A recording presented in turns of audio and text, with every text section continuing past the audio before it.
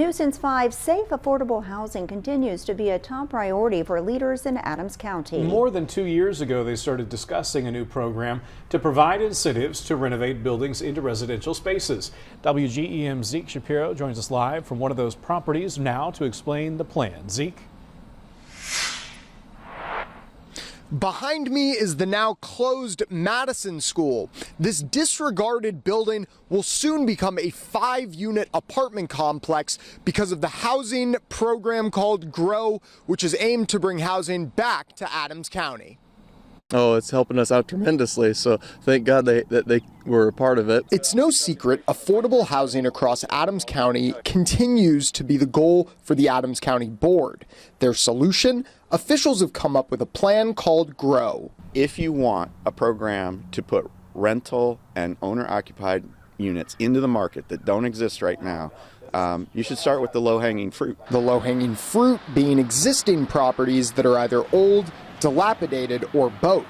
The GROW program from Adams County provides incentives up to $20,000 to builders who renovate those properties. We have a lot of structures that need to be renovated and upgraded, and I really wish we would take care of what we have before we bring in new. With the help of Gretef, in 2024, the program brought in over a dozen developers who began working on those upgrades. As a lot of people know, with old buildings, there's a lot of unexpected costs with it, so we ran into quite a few mishaps, and that money is going to help us out tremendously. Locating developers with proper incentives is a recipe for success in the eyes of Adams County as they look to solve a problem that has existed for some time.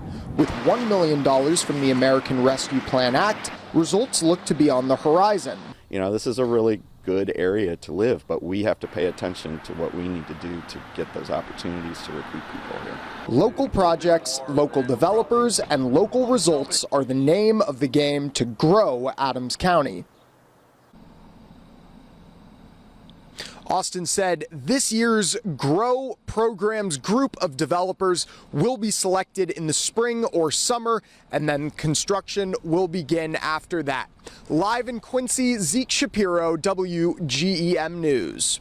All right, thank you, Zeke. Mayoral candidate Linda Moore said she stresses improving quality of life in her campaign. She says the GROW program can play a large part in boosting that.